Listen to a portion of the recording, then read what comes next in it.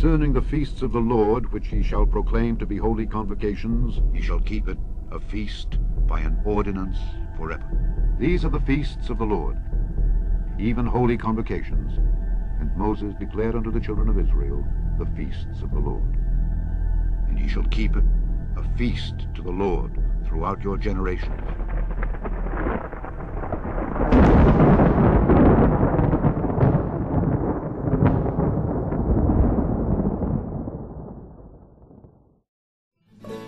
Some of you may have read your Bible for years, but may never have seen the scriptures just presented. So what are these feasts of the Lord, and what have they got to do with Christianity? Everything! These feasts and appointed days are all about the Messiah, Jesus the Christ, Yeshua HaMashiach, shadows of the first and second coming. Please see our video on Colossians 2:16 to understand how these things are shadows of things to come, and the body of that shadow is Christ, Messiah. But before we get to the feasts, let's find out what else most of the world has missed. Did you know that God has His own calendar? And it is in the Bible you've been carrying around all these years? This month shall be unto you the beginning of months. God's day is from evening to evening, 12 hours of night and 12 hours of day. Imagine that! Midnight is actually in the middle of the night. To prove this, we read in Leviticus 23:32. It shall be unto you a Sabbath of rest, and ye shall afflict your souls in the 9th day of the month at even. From even until even shall you celebrate your Sabbath. In Genesis 1:5, and the evening and the morning were the first day. The evening starts the nighttime hours, and the morning starts the daytime hours, equaling one day. God's week has always been 7 days, from the beginning of time.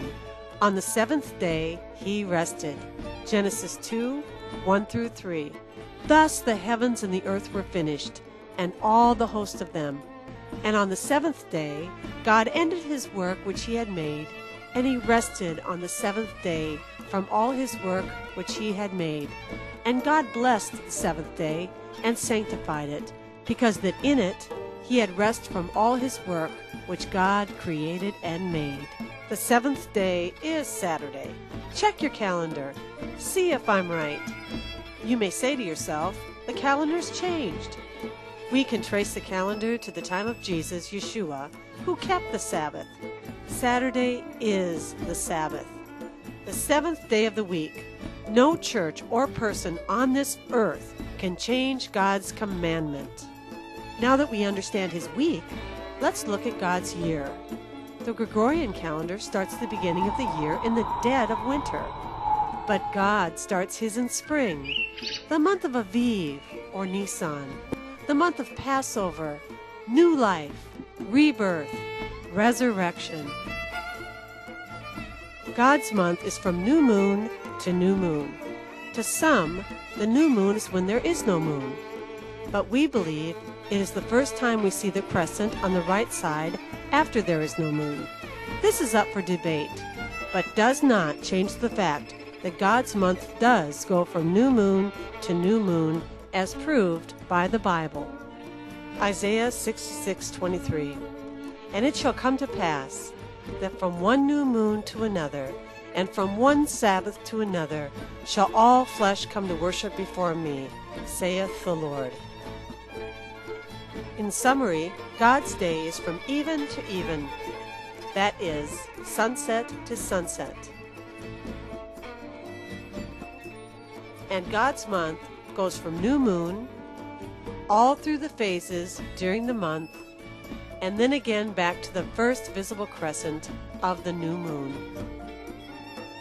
Now that we know when the month starts, let's look at the names of the months. The first month is Aviv or Nisan, in Exodus 12:2. In Exodus 13:4, it has the name Abib, or Aviv in Hebrew, which means spring. Nisan is in Esther chapter 3, verse 7.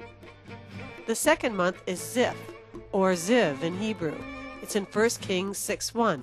It's not Ayar, which is in Judaism. The third month is Sivan.